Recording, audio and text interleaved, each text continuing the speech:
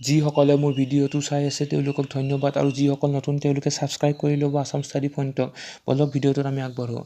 7টা টাইপিষ্টৰ পদ মুকলি হৈছে। হয়, 7টা টাইপিষ্টৰ পদ মুকলি হৈছে। আপুনি ইয়াতে দেখা পাইছে Assam secretariat recruitment 2021 7 typist vacancy. 7টা টাইপিষ্টৰ পদ মুকলি হৈছে আছাম ছেক্ৰেটেৰিয়েটত। আৰু এই পদৰ বাবে আবেদন জনোৱাৰ অন্তিমটো তাৰিখ হ'ল 22 জানুৱাৰী 2021। জানুৱাৰীৰ 22 তাৰিখ হ'ল অন্তিমটো তাৰিখ এই পদটোৰ বাবে আবেদন জনোৱাৰ। আপুনি স্ক্ৰীনত দেখা পাইছে আছাম ছেক্ৰেটাৰিয়েট ৰিক্ৰুটমেণ্ট 2021। ইয়াত টোটেল পদ আছে 7টা, টাইপিষ্টৰ টোটেল পদ 7টা আছে। তাৰে আনৰিজাৰ্ভড আছে 3টা আৰু HTPৰ বাবে আছে 2টা আৰু SCৰ বাবে 1টা আৰু STHৰ বাবে 1টা সংৰক্ষিত হৈ আছে। আপুনি স্ক্ৰীনত দেখা পাইছে। আৰু এই পদৰ বাবে দৰমহা হ'ল 14,000ৰ পৰা 60,500 আৰু গ্ৰেড পে হ'ল 6,200। তাৰপিছত বলক চাওঁ এজ লিমিটটো।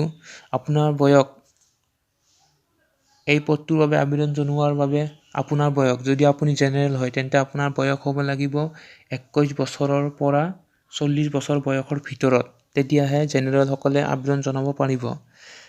যিসকল OBC বা MOBC তেওঁলোকৰ বাবে 3 বছৰ বঢ়াই দিয়া হৈছে, অৰ্থাৎ তেওঁলোকৰ বয়স 21 নাইবা 43 বছৰ বয়সৰ ভিতৰত হ'লে তেওঁলোকে আবেদন কৰিব পাৰিব।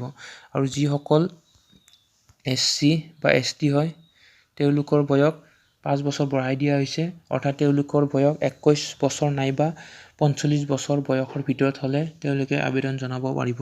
আৰু যিসকল জেনেৰেল তেওঁলোকৰ বয়স 21 বছৰ নাইবা 40 বছৰ বয়সৰ ভিতৰত হ'ব লাগিব, তেতিয়াহে তেওঁলোকে আবেদন জনাব পাৰিব। বলক তাৰপিছত চাওঁ এডুকেশ্যন কোৱালিফিকেশ্যন। এডুকেশ্যনেল কোৱালিফিকেশ্যন কি লাগে আপুনি স্ক্ৰীনত দেখা পাইছে। এই 7টা টাইপিষ্ট পদৰ বাবে মিনিমাম আপোনাৰ কোৱালিফিকেশ্যন হ'ব লাগিব HH পাছ, অৰ্থাৎ হাই ছেকেণ্ডেৰী পাছ হ'ব লাগিব। তাৰপিছত আপোনাৰ 6 মহীয়া এখন কম্পিউটাৰৰ চাৰ্টিফিকেট থাকিব লাগিব। 6 মহীয়া কম্পিউটাৰৰ চাৰ্টিফিকেট থাকিব লাগিব। তাৰপিছত আপোনাৰ এছামিজ আৰু ইংলিছৰ টাইপিং নলেজ থাকিব লাগিব। কম্পিউটাৰত টাইপিং নলেজ থাকিব লাগিব ইংলিছ আৰু এছামিজত। আৰু DTP আপুনি জানিব লাগিব, পাৱাৰ পইণ্ট, এক্সেল এইবোৰ যিমান আছে, ফটোশ্বপ এইগিলা আৰু ৱৰ্ড এইবোৰৰ জ্ঞান আপুনি জানিব লাগিব। আৰু যিসকল যোগ্য তেওঁলোকক কম্পিউটাৰ টেষ্টৰ বাবে প্ৰেক্টিকেল টেষ্টৰ বাবে মতা হ'ব। আৰু তেওঁলোকে এছামিজ আৰু ইংলিছত টাইপিং কৰি দেখুৱাব লাগিব। অৰ্থাৎ যদি এছামিছত টাইপিং কৰে তেন্তে তেওঁলোকে 30টা ৱৰ্ড পাৰ মিনিটত আৰু ইংলিছত যদি টাইপিং কৰে তেন্তে 40টা ৱৰ্ড প্ৰতি মিনিটত তেওঁলোকে লিখিব পাৰিব লাগিব। অৰ্থাৎ তেওঁলোকৰ কম্পিউটাৰৰ প্ৰেক্টিকেল টেষ্ট লোৱা হ'ব আৰু এই টেষ্টত আপোনাক ৰাইটিং কৰিব দিয়া হ'ব এছামিজ আৰু ইংলিছত দুয়োটাতে। আৰু অসমীয়াত টাইপিং কৰিলে আপোনাৰ স্পীড প্ৰতিটো মিনিটত 30টাকৈ ৱৰ্ড লিখিব পাৰিব লাগিব। আৰু ইংলিছত লিখিব দিলে টাইপিং কৰিব দিলে আপোনাৰ স্পীডটো প্ৰতি মিনিটত 40টা ৱৰ্ড লিখিব পাৰিব লাগিব।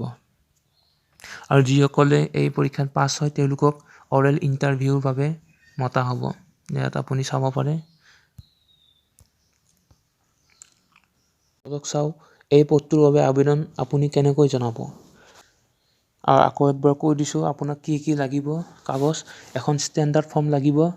তাৰপিছত কাষ্ট চাৰ্টিফিকেট, মেট্ৰিকৰ এডমিট কাৰ্ড আৰু SSLCৰ আপোনাৰ যিবোৰ কোৱালিফিকেশ্যন আছে সেইবোৰৰ জেৰক্স কপি আৰু 6 মহীয়া কম্পিউটাৰৰ চাৰ্টিফিকেটৰ জেৰক্স কপি লাগিব।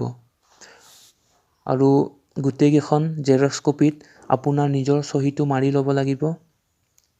আৰু এখন এনভেলপ লাগিব য'ত নিজৰ এড্ৰেছটো লিখা থাকিব আৰু তাত এখন 6 টকীয়া ষ্টাম্প পোষ্ট অফিচৰ পৰা আনি লগাব লাগিব আৰু তলত দিয়া এড্ৰেছটোলৈ পঠাই দিব লাগিব। এড্ৰেছটো মই পঢ়ি দিছোঁ। Additional secretary Assam legislative assembly secretariat Dispur Guwahati 781006। আৰু এই পদটোৰ বাবে আবেদন জনোৱাৰ অন্তিমটো তাৰিখ হ'ল 22 জানুৱাৰী